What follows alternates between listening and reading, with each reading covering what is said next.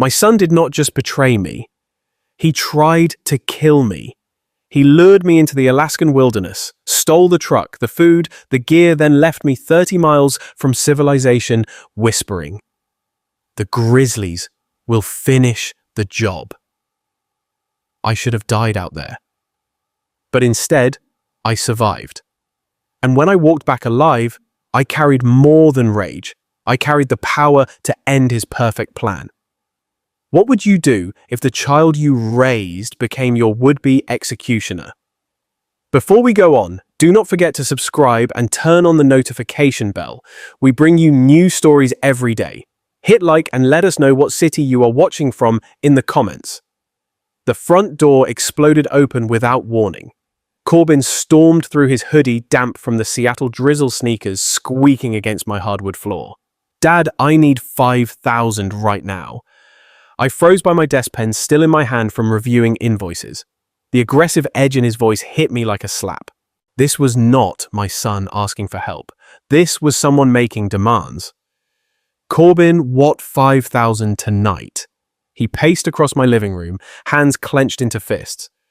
"I already transferred your monthly amount last week. The 3,000 barely covers my rent." His voice cracked with frustration. "You think that is enough? You think that covers everything?" My flannel shirt suddenly felt too tight. Grease still clung beneath my fingernails from working on Mrs. Winslow's transmission earlier. I had built these auto shops from nothing.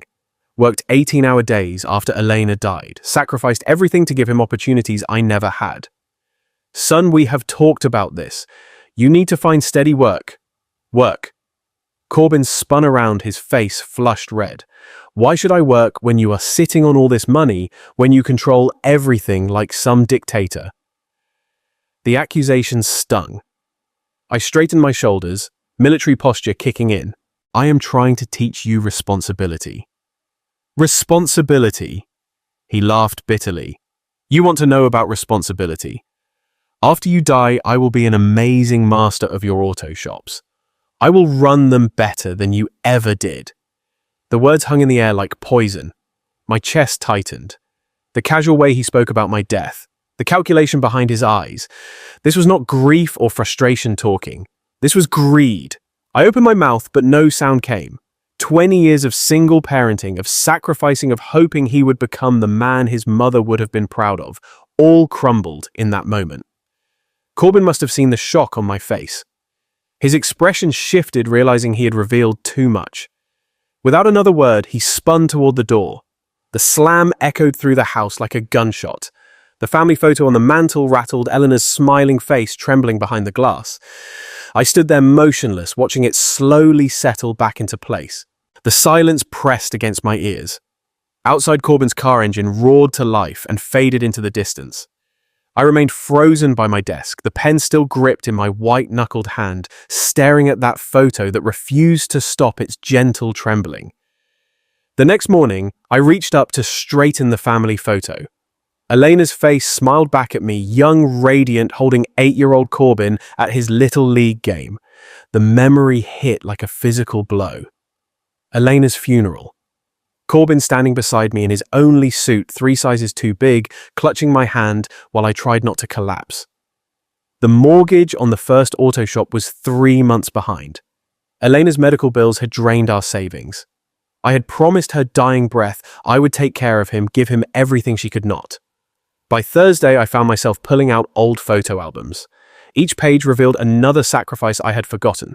Corbin's private school tuition, $40,000 per year because the public schools were not good enough for Elena's son. His University of Washington education complete with the dorm experience he demanded. The Honda Civic I bought him for graduation, $18,000 in cash because he refused anything used. I traced the edges of a picture from his 16th birthday. Even then, something was missing in his eyes. While other kids his age worked summer jobs, Corbin spent his time gaming, living off the monthly allowances I justified as investment in his future. The progression was clear now, spread across decades of photographs. Every handout, every rescued failure, every crisis I had solved with my checkbook had carved away pieces of his character. I thought I was being a good father. Instead, I had created a stranger who calculated my death like a business transaction. Saturday evening, I sat in Elena's old chair, the one I had never had the heart to remove. She would have seen this coming. Eleanor always understood people better than I did. She would have pushed him toward independence, made him earn every dollar. I failed her, I whispered to the empty room. The realization settled into my bones like winter cold. I had spent 20 years trying to buy Corbin's love to compensate for the mother he had lost. Every payment had been a bandage over my own guilt, my own inadequacy. I'd convinced myself that providing for him was the same as parenting him. Sunday morning, I returned the albums to their shelf and sat at my desk. My hands shook slightly as I reached for pen and paper. Military discipline steadied my breathing. I had to think clearly now, plan for possibilities I had never wanted to consider. The blank page stared back at me, waiting for decisions I was not ready to make. 1 ring, 2 rings.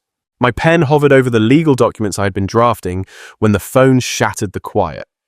Corbin's name glowed on the screen. I hesitated, then answered, "Hello, son." "Dad."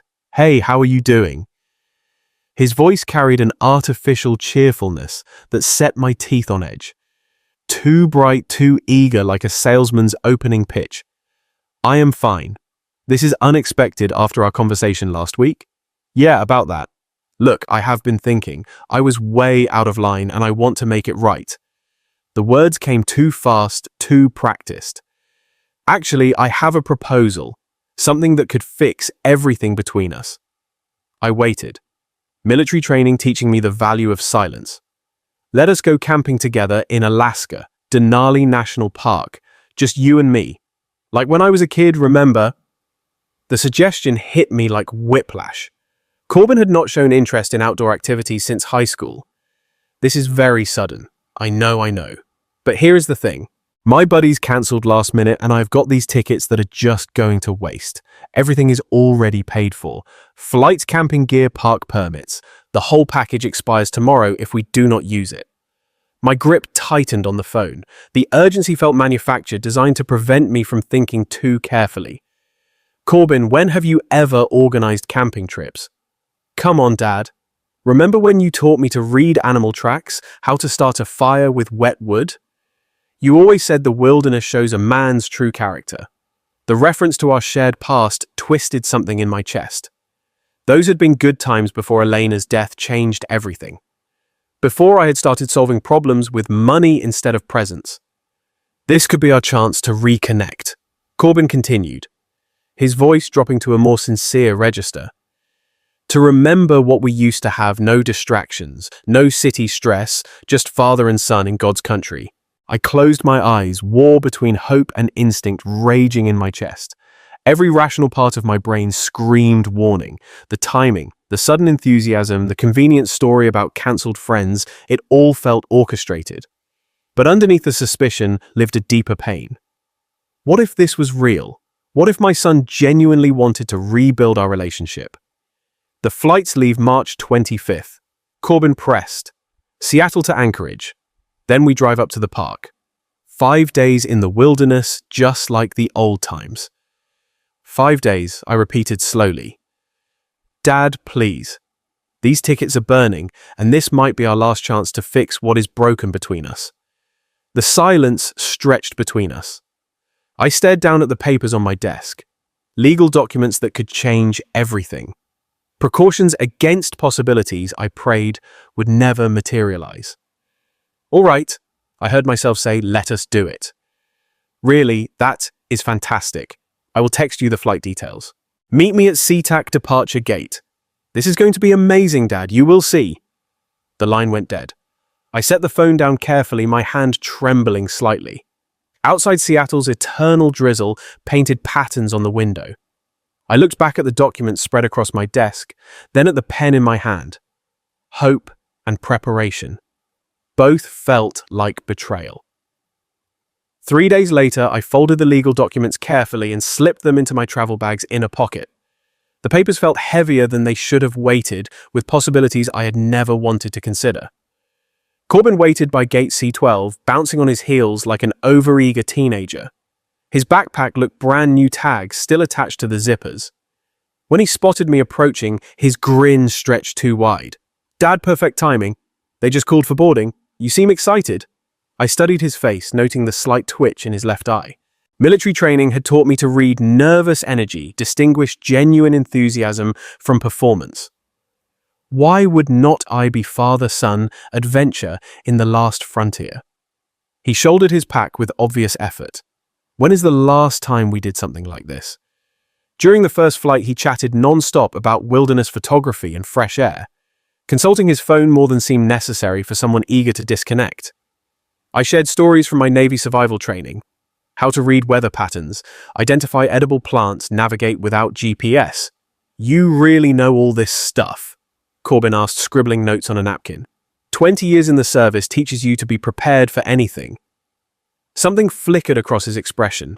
Calculation masked as admiration. Our layover in Seattle stretched longer than expected. Corbin excused himself 3 times, claiming bathroom breaks that lasted 20 minutes each. Through the terminal windows, I watched planes taxi against grey afternoon sky Alaska, growing closer with each passing hour. The final flight carried us over mountain ranges that looked like broken teeth against the horizon. Corbin pressed his face to the window, but his reflection showed tension rather than wonder. Anchorage hit us with crisp air and the smell of snow. The rental car counter moved efficiently. Toyota 4Runner extra insurance chains for mountain roads. I handled the paperwork while Corbin loaded our gear, favoring his right shoulder like something ached.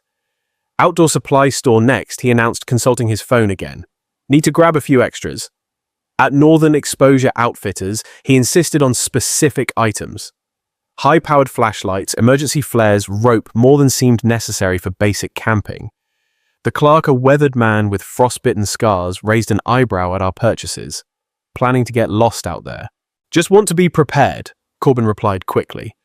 Highway 3 stretched before us like a grey ribbon through endless forest. Mountains rose on both sides, snow-capped peaks catching the last daylight. Road signs warned about moose crossings and winter driving conditions. Beautiful country, I said, trying to bridge the silence that had settled between us.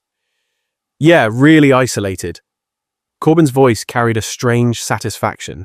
Miles from anywhere. We stopped for gas as darkness began to fall. While I filled the tank, Corbin wandered toward the convenience store. Through the fluorescent-lit windows, I watched him pull out his phone and dial. His posture changed, shoulders hunched, voice low and urgent. When he returned, I asked casually, "Everything all right? Saw you on the phone. Just checking weather conditions for tomorrow." He avoided my eyes. "Storm system moving in, but should clear by morning." The lie came too easily.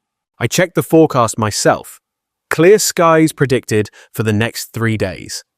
As we pulled back onto the highway, that familiar military unease settled in my gut. The same instinct that had kept me alive in hostile territory. Something was wrong. I just could not figure out what. 40 miles later, the gas station conversation still bothered me. So, what did the weather service actually say? Corbin's grip tightened on the door handle. Possible snow flurries. Nothing major. The deflection confirmed my suspicions, but I kept my voice neutral. Good thing we packed extra layers. Denali's entrance appeared around a bend wooden signs announcing the park boundaries cabins scattered among towering spruce trees. The visitor center buzzed with early morning activity despite the season. Most tourists came in summer. March visitors were serious outdoorsmen or locals. Denali Lodge Motel looked exactly like the brochure photos Corbin had shown me. Rustic log construction rooms with names like Grizzly Den and Caribou Creek. The desk clerk, a young woman with calloused hands, processed our registration while Corbin studied trail maps displayed on the wall. "First time to Denali?" she asked. "For him?" I nodded toward Corbin. "I have been to Alaska before military exercises." "Which trails are you considering?" Corbin stepped forward before I could answer. "Klanaker River backcountry route. We want the full wilderness experience." The clerk's expression shifted to concern. "That is advanced terrain, very remote. Most people start with the shorter nature trails." "We are experienced campers," Corbin insisted, though his definition of experience apparently included 0 actual camping trips in the past decade. Park Ranger Dana Whitfield looked like she had stepped out of a recruitment poster, confident, capable, with the no-nonsense bearing of someone who dealt with every type of wilderness emergency. Her briefing room smelled of coffee and pine walls covered with topographical maps and wildlife photos. "Gentlemen, let us be clear about what you are undertaking." She spread a detailed map across the conference table. Tlanica River route takes you 30 miles from the nearest ranger station. No cell coverage, no other campers this time of year. She pointed to red markers scattered across the map. Recent grizzly activity, here, here, and here. 2 cubs were spotted last week, which means a protective mother nearby. We have had wolfpack sightings, and moose are unpredictable during spring territory disputes. Corbin leaned forward, studying the isolated sections with intense focus. What about emergency evacuation, helicopter rescue, weather permitting, could be days if conditions turn bad? Ranger Dana Whitfield's stern expression suggested she had seen too many overconfident tourists become statistics. I have to ask, what is your combined wilderness experience? I answered honestly about my military background while Corbin mumbled vague references to camping with friends. The ranger's doubt was visible. "Sir, with respect, this route is not appropriate for beginners. We have excellent guided tours, shorter trails." "We will be fine," Corbin interrupted. "My father is practically a survival expert. After signing liability waivers and watching safety videos about bear encounters, we rented bear-resistant food containers and emergency beacons. I insisted on defensive rifle rental, a Remington 870 that felt familiar in my hands." "You sure about that?" Corbin asked nervously. "Alaska rule number 1, never go unarmed in bear country." Our final stop involved programming GPS coordinates into our emergency beacon. Ranger Dana Whitfield demonstrated the activation sequence with professional precision. Push this button, hold for 5 seconds, and search and rescue gets your exact location. But remember, in that backcountry, even with coordinates, rescue could take 12 to 18 hours minimum. Loading our packs into the truck, I felt that familiar pre-mission tension. Every detail screamed warning: the remote location, Corbin's obvious inexperience, his strange insistence on maximum isolation. "Still sure about this route?" I asked as we pulled away from the ranger station. Corbin's smile looked forced. "Absolutely. No turning back now, right, Dad?" The phrase hit my ears wrong. Less encouragement, more finality. Through the rearview mirror, I watched the ranger station disappear behind forest, our last connection to civilization fading into wilderness that suddenly felt less like adventure and more like trap. The forest road narrowed until branches scraped our windows like skeletal fingers. My GPS showed our position moving deeper into unmarked territory, past the last cell tower, beyond the final trail marker, into wilderness that had swallowed unprepared travelers before. "We are officially off the grid now," I murmured, watching the signal bars disappear from my phone. Corbin's laugh sounded hollow. "Perfect. Just us and nature." Mile 23. Tlanica marked the end of drivable road. I parked beside weathered wooden posts that looked like grave markers in the dim afternoon light. Unloading our packs revealed the weight difference. Mine distributed efficiently from decades of military training. Corbin's bulging awkwardly with gear he had never tested. "Jesus, this thing weighs a ton," he complained, struggling with the shoulder straps. "Proper packing takes practice." I adjusted his weight distribution, noting how he winced when I touched his right shoulder. "You hurt yourself." "Old injury, nothing serious." The trail wound through dense spruce forest, where afternoon sun barely penetrated. Moss-covered logs created natural obstacles, and small streams required careful stepping-stone navigation. Wildlife signs appeared immediately. Massive moose tracks pressed into muddy patches. Eagle cries echoing from somewhere above the canopy, and the distant howling that meant wolves. You hear that Corbin stopped, suddenly face pale. The wolf pack, probably 5 miles away. I kept walking, but noticed his nervousness had nothing to do with wildlife appreciation. For someone who had insisted on this remote route, he seemed genuinely frightened by its realities. 3 hours of hiking brought us to a clearing beside a Russian creek, perfect campsite with flat ground, fresh water, and clear sightlines in all directions. Military habits kicked in as I surveyed defensive positions and escape routes while Corbin sat heavily on a fallen log. "How much farther do we go?" he asked, breathing hard. "This is good for tonight. We will push deeper tomorrow." Setting up camp revealed more of Corbin's inexperience. while I methodically established our perimeter food cache hung 12 feet high. Cooking area downwind from sleeping quarters, emergency supplies easily accessible. He struggled with basic tent assembly. "Dad, can you help with this?" He held up tangled guidelines like surrender flags. Teaching him proper technique felt like old times back when he had wanted to learn instead of just inherit. But something nagged at me. Why insist on wilderness camping when you could not handle basic equipment? Evening campfire cast dancing shadows across our small clearing. I prepared a simple meal while Corbin sat unusually quiet, staring into the flames with an expression I could not read. The temperature dropped steadily. March nights in Alaska demanded respect. "Remember when we used to do this?" I tried conversation, hoping to recapture some connection. "You were maybe 10, insisted on roasting marshmallows until they caught fire." Mum was still alive then. His voice carried unexpected sadness. She loved our camping trips. Said they brought out the best in people. Corbin nodded, but his eyes remained distant. "Tell me about your childhood, Dad. Before the military, before the business, what was it like being poor?" The question surprised me. Corbin rarely showed interest in my background. I found myself sharing stories I had not told in years. Growing up in rural Montana, working farms during summer, earning every dollar through sweat and determination. "Sounds hard," he said, but his tone suggested calculation rather than sympathy. "Hard work built character, taught me the value of earning what you have." Something flickered across his features. Resentment maybe, or frustration, but when he spoke, his voice remained carefully neutral. Lucky for me, right? Getting to skip all that character building. The conversation continued around the fire, Corbin prompting stories about my military service survival training, the skills that had kept me alive in hostile environments. I shared more than usual, encouraged by what seemed like genuine interest. "How do you know when someone is lying to you?" he asked suddenly. Body language, voice patterns, inconsistencies in their story. I poked the fire, sending sparks spiraling into darkness. "Why?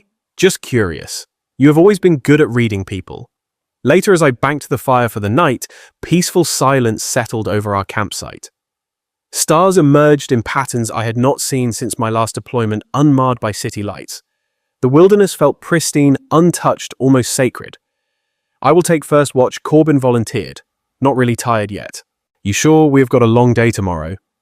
"Yeah, I want to enjoy this. Listen to the forest sounds."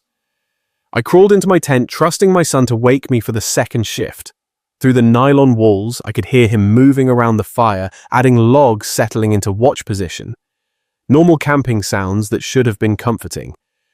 But as sleep approached, something bothered me about his offer. In all our conversations, Corbin had never shown interest in solitary reflection or nature appreciation. Why start now? The last thing I noticed before exhaustion took over was the change in sounds outside. No more casual movement around the fire, just careful stillness that suggested someone waiting rather than watching. Dawn light filtering through my tent walls brought me to consciousness. Outside, I heard the metallic clanking of equipment being loaded. Too early, too urgent for normal morning preparations. I unzipped the tent flap and stepped into frigid air that made my breath visible in white puffs. Corbin stood by our truck, methodically packing gear with military efficiency he had never displayed before. Every piece of survival equipment, GPS device, emergency beacon rifle food containers disappeared into the vehicle. What is going on? My voice cut through the morning silence. Corbin startled, then straightened with defiant posture. Getting ready to leave. We planned 3 more days. What is the rush change of plans? He avoided my eyes, continuing to load equipment. Weather is turning bad. The lie hung between us like smoke. Yesterday's forecast had been clear and the sky showed no threatening clouds. My military instincts, dormant since arriving in Alaska, suddenly screamed warnings. Corbin talked to me. What is really happening here? Something snapped in his expression. If you have ever felt blindsided by someone you trusted, completely share your experience in the comments. Drop a number 1 if you know how betrayal can strike when you least expect it. Years of carefully controlled resentment exploded across his features like a dam bursting. You want to know what is happening? I am done. Done with your control, your manipulation, your constant judgment. Son, I do not understand. Do not. He wheeled around, fists clenched. Do not call me son. Sons do not get treated like employees. Sons do not have to beg for every dollar while their father sits on millions. The venom in his voice hit me like physical blows. My chest constricted. Corbin, this is bear country without equipment, without GPS.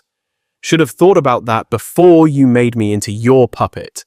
He slammed the truck's tailgate shut. Maybe you will survive. Maybe you will not. Either way, I will inherit what should have been mine years ago. Please.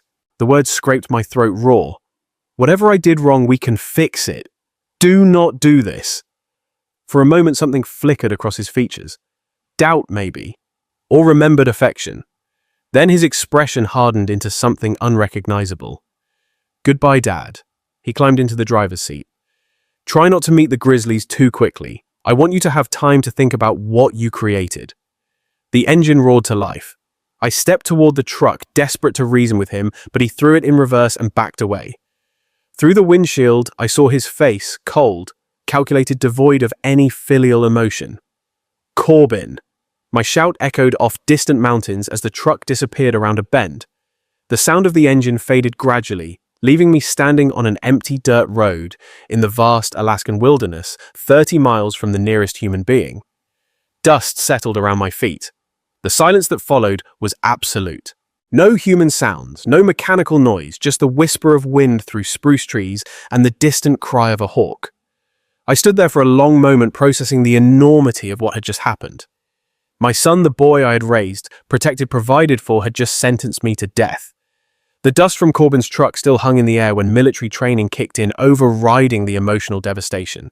Shock was a luxury I could not afford, not 30 miles from civilization in grizzly country. I forced myself to breathe steadily, letting decades of Navy discipline take control. First rule of survival, assess your resources. I patted down my pockets. Wallet, house keys, a small folding knife I had forgotten about. No food, no water, no GPS, no emergency beacon, the clothing on my back, and nothing else. Second rule, evaluate the environment. March in Alaska meant temperatures dropping below freezing at night. The terrain around me consisted of dense spruce forest, unmarked trails, and complete isolation. Ranger Dana Whitfield's warnings echoed in my memory. Recent grizzly activity, wolf packs, unpredictable weather patterns. Third rule, prioritize survival needs, shelter, water signaling, navigation. In that order. I studied the sun's position, calculating direction.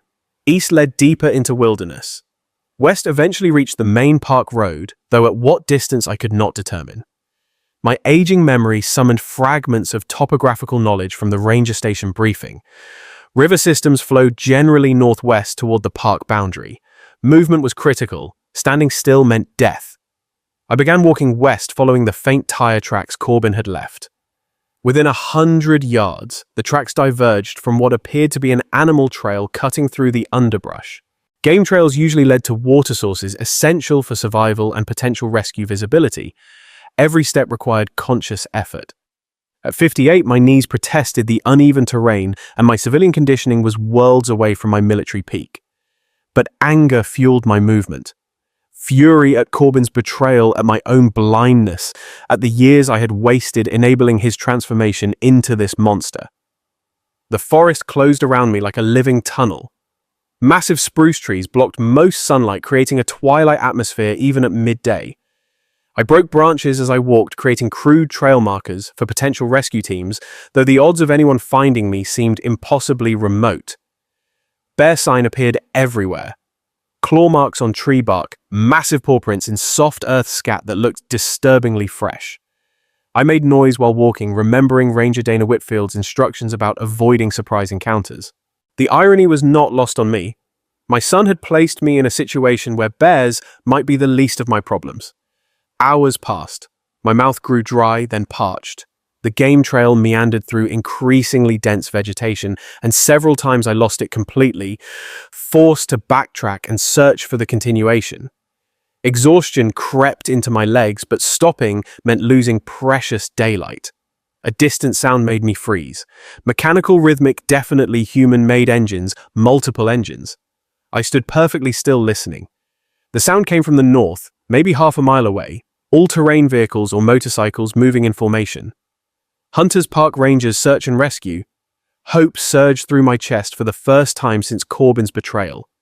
I changed direction, moving toward the mechanical sounds pushing through undergrowth that tore at my clothing. The sounds grew louder, definitely, all-terrain vehicles, and they seemed to be moving slowly, methodically. The forest began to thin, and through the trees I glimpsed a clearing ahead. The engine sounds were closer now, maybe 200 yards away. I moved faster, abandoning stealth for speed. Branches whipping across my face as I pressed toward a potential salvation. Breaking through the tree line, I stumbled into a clearing where 4 all-terrain vehicle riders had stopped for what appeared to be a lunch break.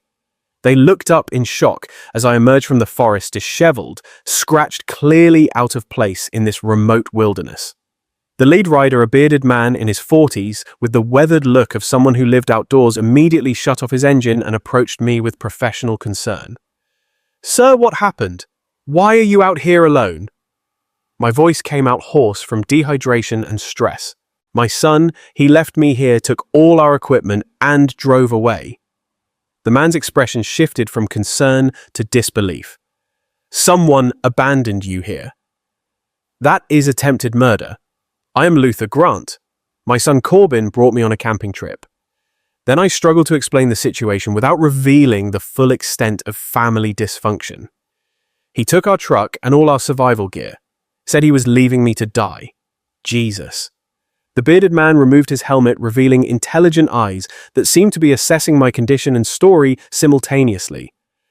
"I am Elias Monroe, former park ranger here. These are my friends. We are doing a backcountry tour." The other riders gathered around their faces, showing the horror that outdoor enthusiasts felt when confronting deliberate wilderness abandonment. One of them, a woman in her 30s, handed me a water bottle that I drained gratefully. "How long ago did this happen?" Elias asked, his tone becoming professional and urgent. "This morning, maybe 4 hours ago." Elias exchanged glances with his companions. "We need to get you out of here immediately. Radio range is limited, but we can reach the ranger station from higher elevation." "There is something else." Elias continued studying his GPS device. "If your son took the main road out, he is looking at a 6-hour drive minimum to reach Anchorage. But I know a shortcut, an old ranger trail that cuts through the backcountry.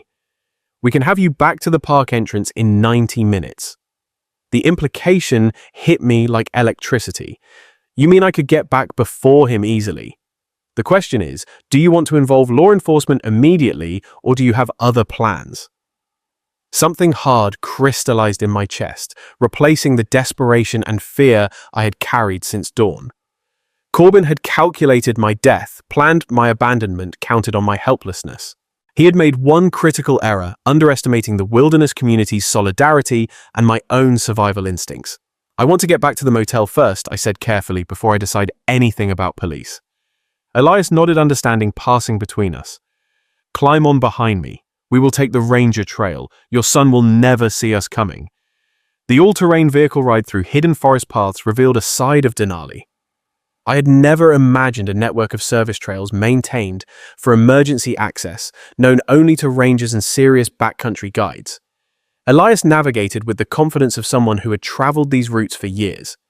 "I spent 15 years as a ranger here," he explained over the engine noise. "Seen a lot of stupid decisions, but deliberate abandonment that is criminal territory. The terrain blurred past creek crossings, steep incline sections where we had to dismount and guide the all-terrain vehicles around fallen trees. Despite the rough conditions, we made excellent time emerging onto paved road well ahead of Elias's estimate.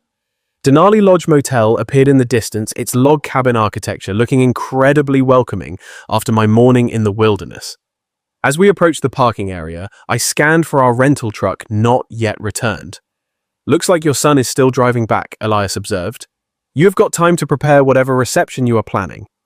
The other riders offered contact information, promising to serve as witnesses if legal proceedings became necessary. Elias handed me his card inscribed with personal cell and email. "Call me when you are ready to talk to authorities. What your son did there need to be consequences." As they prepared to leave, Elias paused. "Sir, you mind me asking, what are you planning to do when he gets back?" I looked toward the motel room where our belongings waited, then at the legal documents still folded in my jacket pocket.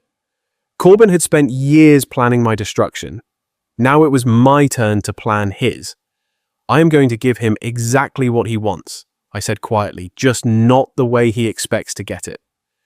Back in our motel room, I sat on the edge of the bed and pulled out my phone. Elias's card lay beside me, along with his offer to contact authorities immediately. But first, I needed to understand exactly what I was dealing with. The legal documents I had prepared back in Seattle felt prophetic now, folded in my jacket pocket like a loaded weapon. 3 weeks ago, I had changed my will in a moment of paternal disappointment. Now that decision looked like divine preparation for war. I spread the papers across the small desk, reviewing the language I had crafted with my attorney. Corbin would inherit nothing. Everything would go to wildlife conservation charities, veterans organizations, and a scholarship fund in Elena's name.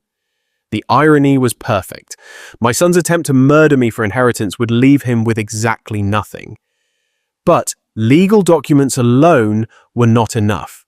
I needed evidence witnesses' consequences that would follow Corbin for the rest of his life. I dialed Elias's number. He answered on the first ring. "Luther, you settled in?" "All right, I need your help with something specific. When Corbin returns, I want everything documented." His reaction, his words, everything. "You planning to confront him before calling police? I am planning to give him exactly what he thought he wanted, the chance to inherit my business. Right up until the moment he realizes what he has actually done to himself." Silence stretched across the connection. Finally, Elias spoke. "That is strategic. You want me there as witness.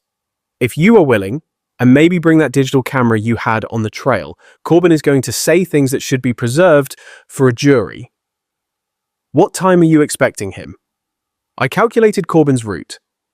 Main Park Road to Anchorage Highway. Probable stops for gas and food. His tendency to drive cautiously on unfamiliar roads. Between 9 and 10 tonight, he will be tired, overconfident, expecting to find an empty room and a grieving father who never made it back. Instead, he finds his intended victim very much alive, and very well prepared. After Elias agreed to arrive by 8:30, I called my attorney in Seattle. The conversation was brief but crucial. Tomorrow morning, the new will would be filed officially, regardless of tonight's outcome. Corbin's inheritance would evaporate the moment legal documents hit the courthouse. Next, I contacted the motel office and arranged for an adjacent room for Elias. The desk clerk, an elderly woman who had seen decades of Alaskan drama, asked no questions about the unusual request. Evening approached with surreal calm. I showered off the wilderness grime, changed into clean clothes, and arranged the room methodically. The legal documents spread across the desk where Corbin would see them immediately. Elias's camera would have clear sightlines from the adjoining room. My phone was programmed with 911 on speed dial. Military training had taught me that preparation eliminated variables. Tonight, Corbin would walk into a controlled environment where every advantage belonged to me. The irony was not lost on me. My son had spent months planning my death in the wilderness. Now I was planning his social and financial death in civilization. The difference was that my plan would leave him alive to face consequences. At 8:15, Elias knocked softly. He entered carrying professional photography equipment and the grim expression of someone who had seen too many wilderness tragedies. Recording equipment set up in the adjacent room. Audio and video coverage of this entire space. He gestured toward the connecting door. "When he arrives, you will have everything documented. What happens legally when we turn this over to authorities' attempted murder in the first degree? Alaska takes wilderness abandonment seriously. It is essentially death sentence with extra steps. With your testimony, my witness statement, and whatever he says tonight, he is looking at serious prison time." I nodded, feeling a cold satisfaction settle in my chest. Then we wait. Outside darkness gathered around the motel like a closing fist. Through the window I could see the main road where Corbin's headlights would soon appear, carrying him toward a reckoning he had never imagined possible. The phone showed 8:47 p.m. Any minute now, my son would discover that his perfect crime had become his perfect downfall. Headlights swept across the parking lot, and I recognized the distinctive sound of our rental truck engine. Corbin had returned from his failed murder attempt, probably rehearsing grief-stricken phone calls to report his father's tragic disappearance. I positioned myself in the chair facing the door, legal documents clearly visible on the desk. Through the connecting wall, I heard Elias adjusting his recording equipment. Everything was ready. Corbin's key scraped the lock twice before catching. When the door opened, he stepped inside with the cautious air of someone expecting to find an empty room. The overhead light illuminated his face, and I watched recognition hit him like a physical blow. "Dad," the word came out strangled, disbelieving. "Hello, son. How was your drive?" His face cycled through confusion, shock, and something approaching terror. How are you here? How did you get back? Turns out, I am harder to kill than you calculated." Corbin's legs seemed to buckle slightly. He gripped the door frame, eyes darting around the room as if searching for escape routes. "I do not understand. I left you 30 miles from nowhere without food, water, or equipment." "Yes, I remember." I kept my voice conversational, almost friendly. Interesting choice of last words, by the way. "Go meet the grizzlies." Really captured the sentiment beautifully. "Dad, wait. You do not understand." "Oh, I understand perfectly. You brought me to Alaska to murder me for my inheritance. Spent months planning it, researched the most remote location possible, even practiced your shocked son routine for when the authorities found my body." Corbin's mouth opened and closed wordlessly. Sweat beaded on his forehead despite the cool evening air. "The problem with your plan," I continued standing slowly, "is that you underestimated the wilderness community. Turns out there are people who actually help each other survive instead of abandoning family members to die. Look, if this is about money, it was always about money for you. That is what I finally understand. Every conversation, every camping trip, every moment of what I thought was father-son bonding, you were just calculating my net worth." I walked to the desk and picked up the legal documents. You want to know what is fascinating? 3 weeks ago, right after our fight, I changed my will. Called it paternal disappointment at the time. Corbin's eyes locked onto the papers in my hands. "What do you mean changed? I mean you inherit nothing. Not the auto shops, not the bank accounts, not the house your mother loved. Everything goes to charity, wildlife conservation, veterans organizations, scholarship funds." The color drained from his face completely. "You cannot do that. I am your son. You were my son. This morning you became something else entirely. A man who calculated his father's death for financial gain. Dad, please, if you will just listen. I listened this morning while you explained how my controlling behavior ruined your life. I listened when you said I deserve to die alone in bear country. I am done listening." Corbin's composure cracked completely. "You self-righteous bastard. You created this. Your constant control, your manipulation keeping me dependent while judging every choice I made. There it is. The real Corbin Grant. You want to destroy me. Fine. But remember you made me into this. Every dollar you dangled, every condition you attached, every way you controlled my life. This is your creation." I felt a strange calm settle over me. "You are absolutely right. I did create this. I enabled your dependence, bought your affection confused, providing with parenting. That is my failure as a father. Then change the will back. Fix this." The will was filed this afternoon.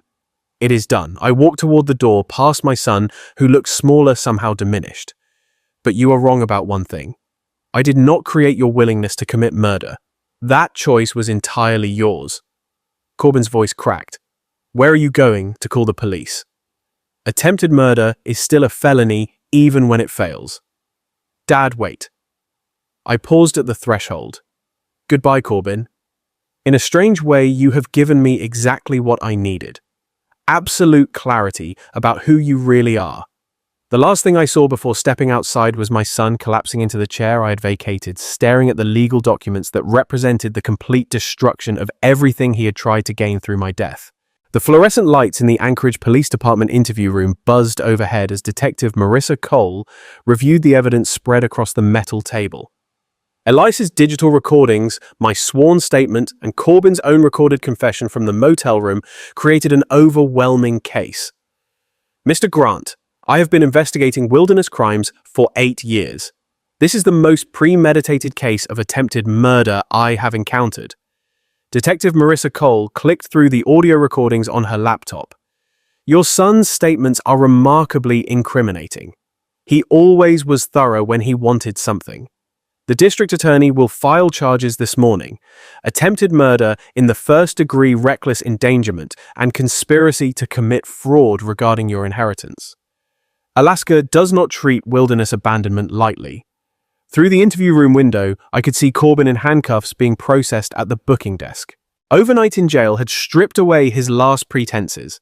No more manipulation, no more charm, just a 28-year-old man facing the consequences of calculated evil. Elias sat beside me, having driven down from Denali to provide his witness testimony. What is the likely sentence for this kind of crime? 15 to 25 years, depending on plea negotiations. Alaska views deliberate wilderness abandonment as equivalent to attempted murder, because that is exactly what it is.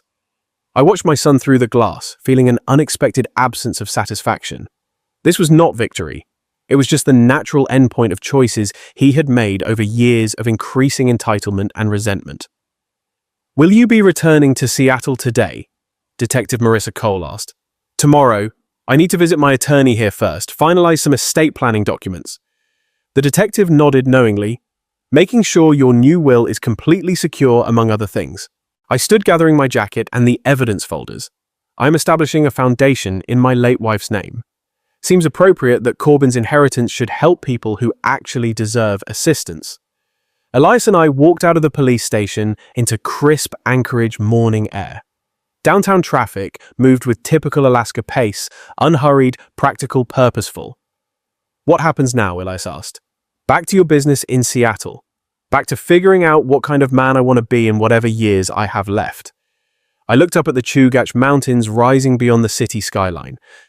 Turns out surviving your own child's murder attempt gives you remarkable clarity about priorities.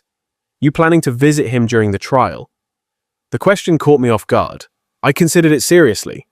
The paternal instinct to maintain connection warring against the reality of what Corbin had attempted. No, the man I raised died somewhere in those woods yesterday morning. What is left is not my son anymore. We reached Elias's truck in the parking lot. He handed me a business card with his personal information. "If you ever want to come back to Alaska for the right reasons, camping, fishing, actually enjoying the wilderness, call me. First trip is on the house." "Why would you do that?" I asked quietly. "Because you survived something that should have killed you, and instead of letting it make you bitter, you are using it to help other people. That is worth supporting." I shook his hand, feeling genuine gratitude for this stranger who had become an unlikely ally. "Thank you for everything. Thank the wilderness community. We look out for each other up here." As Elias drove away, I pulled out my phone and dialed my attorney in Seattle. There were foundations to establish scholarships to fund a lifetime of enabling to undo through positive action. Corbin had brought me to Alaska to die for money. Instead, I had learned to live for purpose. In trying to destroy me, he had accidentally taught me the difference between providing for someone and truly caring about them. The irony was perfect and perfectly just. 3 days later, back in Seattle, I received a letter from Corbin in jail. 5 pages of manipulation disguised as apology promising change if I just reconsidered the inheritance, explaining how prison would ruin his life. I read it once, then fed it through my office shredder. Some relationships do not survive attempted murder, no matter how much money you have invested in them. Time has a way of sharpening perspective. I finally understood that my years of giving without demanding responsibility had not been love, but weakness. By trying to shield my son from hardship, I had denied him the chance to grow. And when resentment replaced gratitude, it turned into betrayal. In the end, I learned that survival is not just about enduring the wilderness, but also about finding the strength to let go of what poisons you. Sometimes the only way forward is to stop carrying the weight of those who would rather see you fall. This is not simply a tale of loss or betrayal, but a reminder that justice can arrive in unexpected forms. Some of the best revenge stories are not about violence or anger, but about reclaiming your dignity, your peace, and your future. That is what makes this a revenge true story worth remembering. If you were in my place, would you have found the courage to walk away from your own blood or tried one more time to save him? Share your thoughts and experiences in the comments below. I truly want to hear from you. Do not forget to like this video, share it, subscribe to the channel, and turn on the notification bell to hear more stories like this one. And when this video ends, click on the box on the screen to watch another story I am deeply proud of. Thank you for your support, and I will see you again soon.